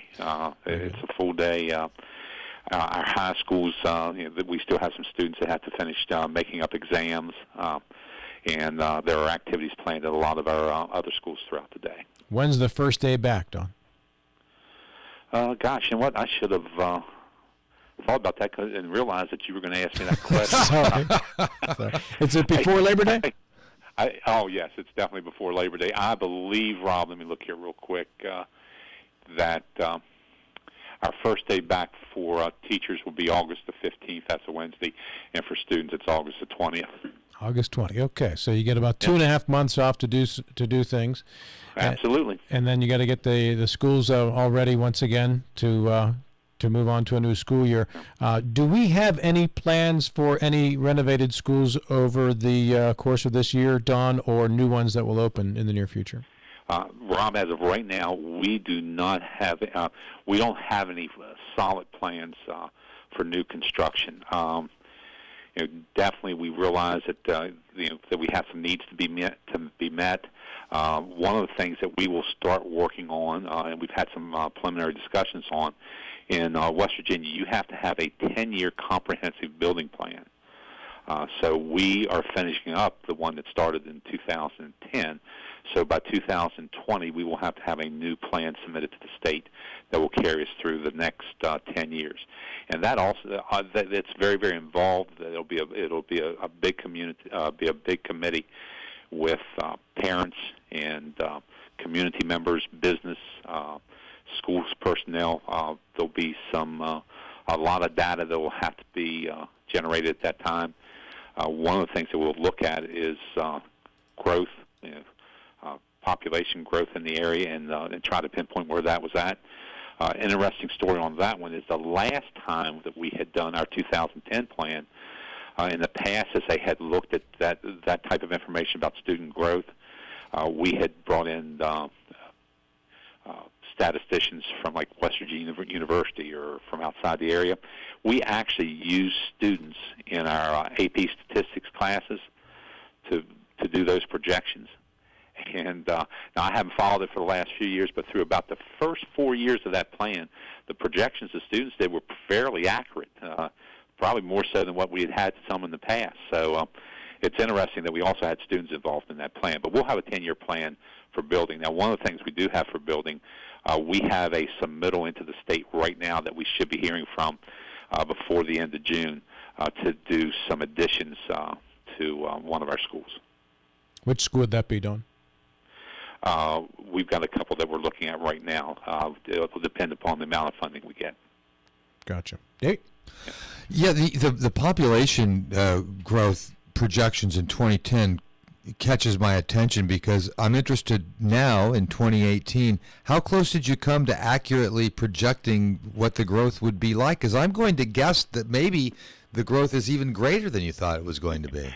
Actually, Dave, again, I have not gone back and looked at that probably for about 3 years now, so I'm not real sure where we stand at with the prediction there. I will tell you that about 2014, 2015, as we were looking through it, the projections were pretty accurate as to where that growth was. But now since then, I think with Procter & Gamble moving in and some of the other industry and with the upturn in the economy, you're probably correct. That's probably a little bit ahead of where we had anticipated. So let's say, I know there's been talk, and we've had many conversations over the months, years, Donnie, that about a new high school somewhere in Berkeley County, or at least in the Eastern Panhandle. And when you do this new 10-year plan, submit it to the state in 2020, would that be the time in which to introduce the need at some point during the decade for a new high school? Oh, absolutely. Again, we're in very preliminary discussions. I mean, basically talking about when we need our committee selected and when to hold the first meetings and various things like that. But it's not just even anticipation. I would almost guarantee there's going to be a new high school, probably a new middle school, and several intermediates, and maybe several primary schools all involved with that plan. So it covers a 10-year period, and if you look at what we've done in the last 10 years, with Mountain Ridge Middle and Spring Mills High School, and a lot of the renovations and additions we put on. We've accomplished a lot. Spring Mills Primary School was open during that time, so I would anticipate a very similar type of plan for 2020 through 2030. When the state takes these plans, I would imagine there's 55 of them, right, that get submitted for the school for the decade around the state. What are they looking at the counties that have had the most growth? I mean, has that become then the greatest criterion, if you will, for where those state school dollars go? Well, and I'm sure, Dave, the state looks at the plans. Basically, what this is a requirement in policy to make sure that your school districts are looking ahead and are planning for the future. I don't think they're looking at anything in particular. I don't think they're looking at anything that involves funding through the state. They're just making sure that the counties are prepared as they go into the next 10 years. Don, I think Manny had mentioned the Arden area as potentially the site for the next high school. Does that ring a bell? Yeah, we're probably looking somewhere in the Arden area for the next high school. As we look at as we're looking at our high schools right now, Mussman certainly is our largest high school at this point in time, and they're going to be over 1,600 students next year. As you look at Martinsburg, Hedgesville, and Spring Mills, Martinsburg will be slightly larger, but they're all going to be about 1,350 to 1,380, somewhere in that range. So with the growth in those schools, in the last 10-year plan, the committee had decided that good size for high schools, that where you would like to try to keep them at is around that 1,200 number, 1,100 to 1,200. Of course, we're over that, and we realized that because our schools were prepared to handle that. But as we put this new high school in, that'll be part of it, is to get the sizes of those high schools and start to draw those sizes back down a little bit, anticipating future growth. And after that, I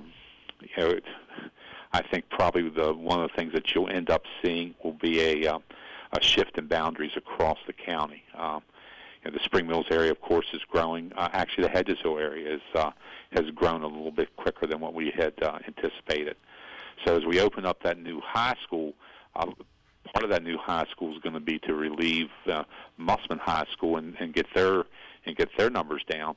But to fill that school and also take care of the other three school districts, high school districts, you're going to see some boundary changes and everything. So that's still a ways off, but I have a suggestion. You've got Martinsburg Bulldogs, Spring Mills Cardinals, Hedgesville Eagles. So there's an animal theme there. The Arden Aardvarks. What do you think? Nice, Rob. It has to be. It has to be. Did I nail that? Yeah, you nailed it. Arden Aardvarks. Actually, I have a friend who's an Arkansas fan and wants it to be called the Razorbacks. Razorbacks. I'd go with my alliteration, but that's okay. Could be the Anteaters, I guess. Arden Anteaters is another one. Yeah. Would be like an aardvark. Don't they eat ants? I think aardvarks do eat ants. We called you in here to talk about aardvarks, Donnie. Yeah. We know you can go in any by direction. the way, I'm glad I'm on the line this morning. I heard the discussion about the Ryan Zimmerman bobblehead. Yes. What an interesting fundraiser I think that would be for at least one of our high schools next year to do a Rob Mario bobblehead doll and hopefully increase attendance one evening. That is a great idea. We need to push ahead with that. We really do. I would like to suggest the 30-year-old Rob Mario with the full head of Italian hair, as opposed to the 55-year-old Rob Mario. You'd be like all the politicians, right? They always use a picture 20 years ago of them. That'd be most beneficial, I think. Don, your school year was a turbulent one with a 9-day teacher strike, and you guys got through it. And I've heard very little disruption since everybody went back to school. There was the way to figure out spring break and whatever. But summarize your school year for us real quick, if you could. Well, we laughed and we said, it started off with an eclipse. That's right. And just sort of progressed through that. Some unusual occurrences, things that typically don't happen during the school year. Of course, with the work stoppage and the eclipse. As we take a look at the some changes to the to policy 2510, which is our curriculum instruction policy that actually we're working on right now that we're going to have to lay out for the start of next school year. So I wouldn't say turbulent, but it was certainly rocky at various points. I think that the main thing is that as we worked our way through the school year,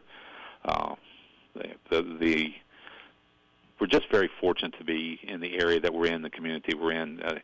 Our students, I've had the opportunity to attend our graduations and several of the award ceremonies and some of the recognitions at some of our elementary schools also, and to see what our students are doing and to hear about their accomplishments.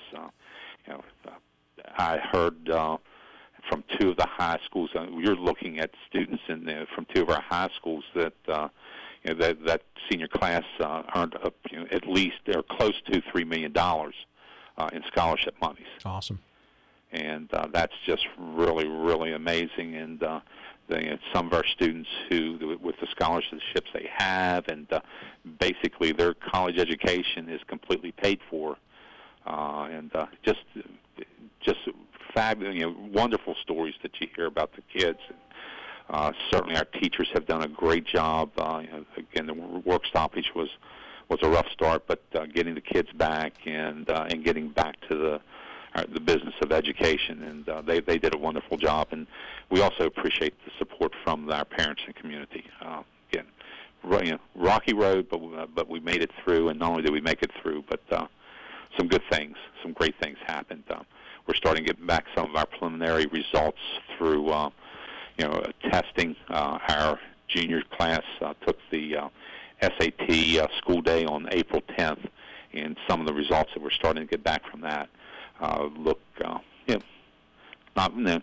we'll never be completely satisfied, but the results we're starting to get back, we think are going to be good results for our school system. That's great.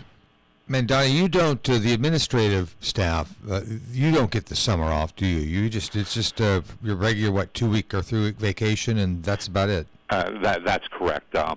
Not all, but a lot of the people that work here at central office are full-year employees, and we have to use our vacation time when we take days off. So, right now we have a big principals workshop that we have planned and we're working on for next Tuesday. and we'll meet with all of our principals and assistant principals and actually plan some workshops for that we'll hope prepare them for next year. And have 4 really good topics to work on, and the staff down here is working on that. The following week, beginning on the 18th, we have a full week for our teachers where we have workshops throughout the entire week on classroom management, a strong focus on STEM education. We adopted new math textbooks. We're going to bring representatives in to train teachers on the materials and stuff that come with the math. So a lot going on. Basically, in the following week, from the week of the 18th, senior staff, we are at a superintendent's conference the entire week, and basically that's what we are going through.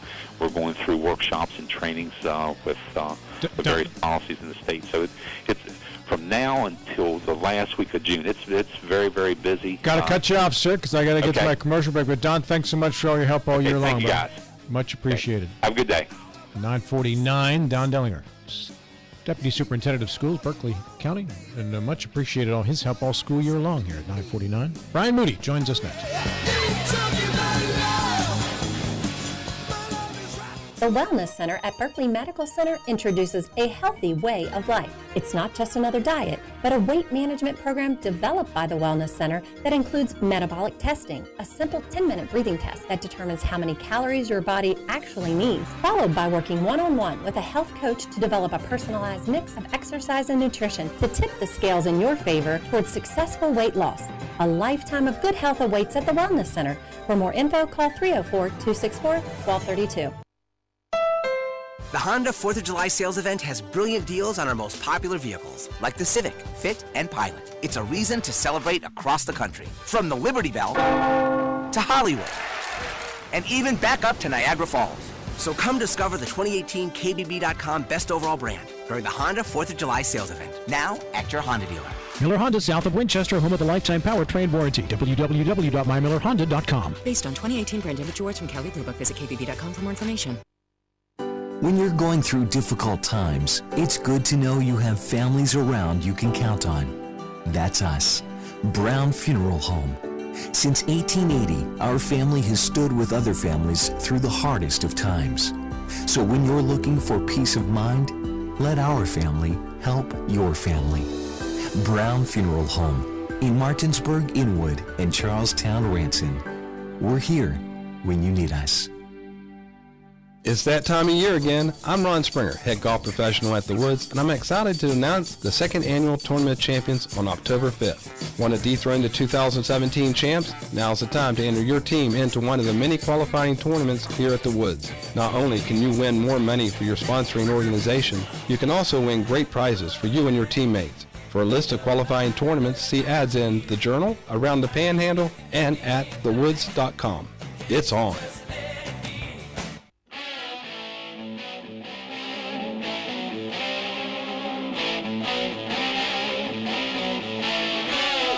This segment of our program brought to you by Farmers and Mechanics Insurance Companies. When it comes to your home, auto, farm, or business, we're trusted, reliable, and experienced at Farmers and Mechanics Insurance Companies. Mr. Welch, you know, all day long, for some reason, I've been thinking this is Thursday and it's only Wednesday. Why is that, Ellen? I have no idea.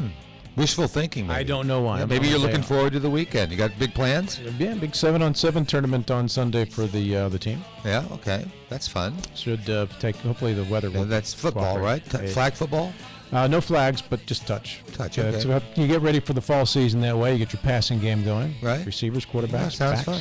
I'm going to go on Saturday. Debbie and I are going to go to a winery in Virginia and meet up with our son and daughter-in-law. And by the way, speaking of daughter-in-laws, it's Allie Welch's 29th birthday today. Happy birthday. Up in New York. She can't hear us, but I'll be able to tell her that I did a shout-out. She and Paul Giamatti share a birthday. And speaking of wine, he was in the movie Sideways, which was basically about wine. Yes, it was. Like basically a wine Very good promo. movie. Enjoyed that movie. Brian Moody has been a guest on numerous occasions on our program before from AutoTrader.com. He joins us right now once again, courtesy of the WVU Medicine Jefferson Medical Center talk line. Brian, good morning. You're on Eastern Panhandle Talk with Rob and Dave. I would be the Rob part, sir. Hey, good morning. Thank you for having me. Thank you, sir. We've seen gas prices dip a few cents over the last couple of weeks, but before then, man, we were getting $3 a gallon gasoline as we head into the summer driving season, Brian.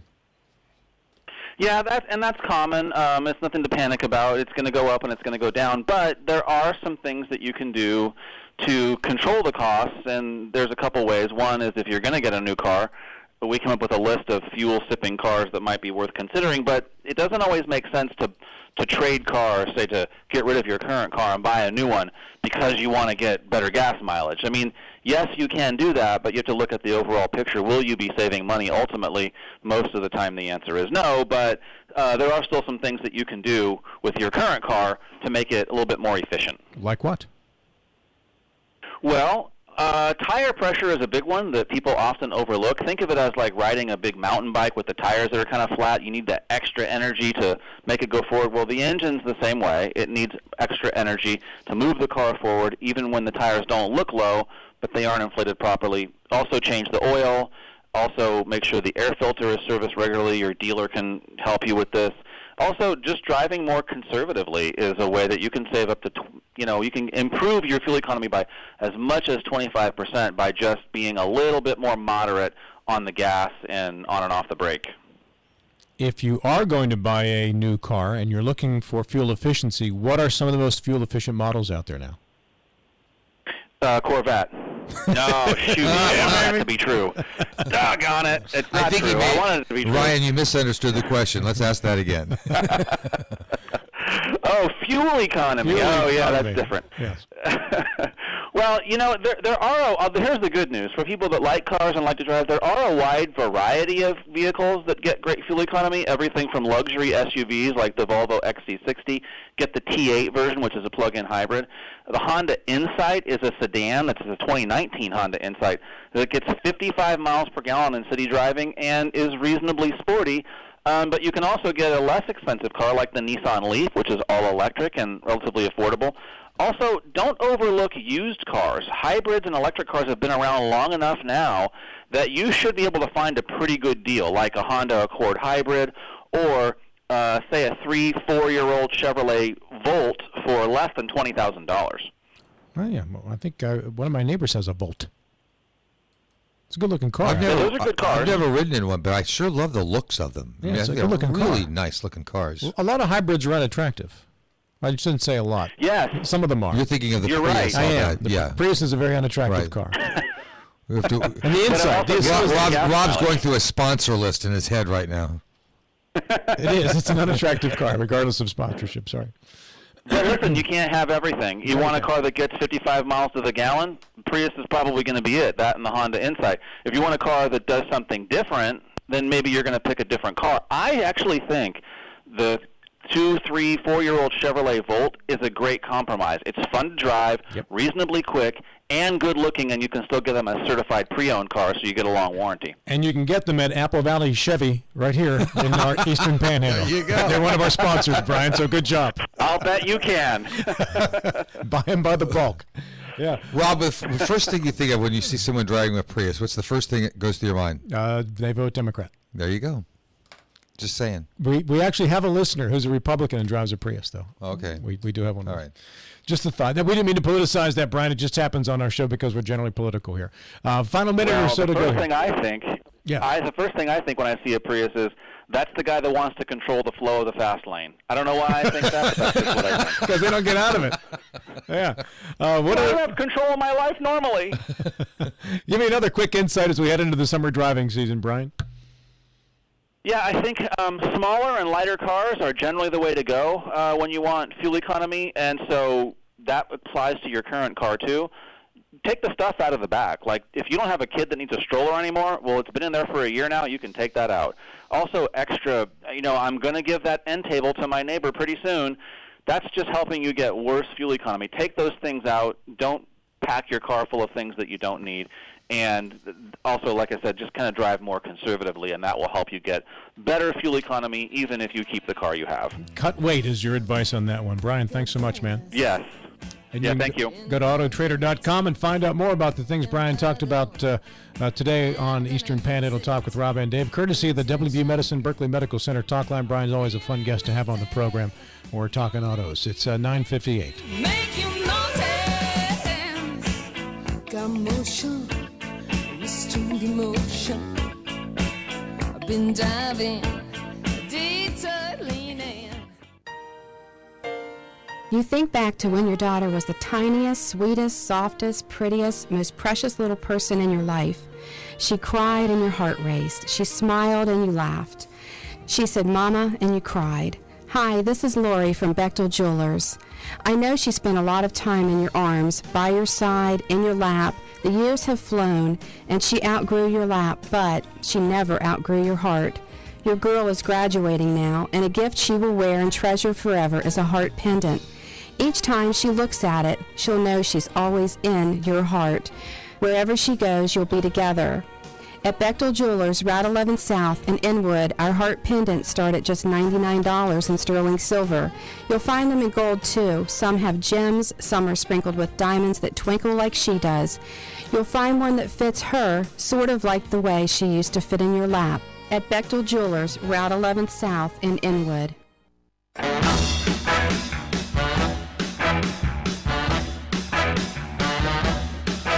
That'll do it for today's show. Our final segment brought to you this morning by the Brown Funeral Homes and Cremations. Robert Fields and Sons, a family-owned full-service funeral home proudly serving our area since 1880. Davey? Good show today. Moved right along, I thought. Covered lots of ground. Nice getting the school update. As long as you're happy, man. I wouldn't say I'm happy. Tomorrow, I wonder just if want our I'll- listeners to be happy. I think it's That's all. Friday. Well informed, entertained. Yeah, today I thought it was Thursday all day. Yeah, well, it is Wednesday today, but tomorrow will be Thursday, and we have a show to do tomorrow. I'll be here. Joe Yates will be in. Savon Hunter, our intern, will be back. Matt Crawford, our producer. Glenn Beck show is next. See you again in 22 short hours on Talk Radio WRNR Martinsburg.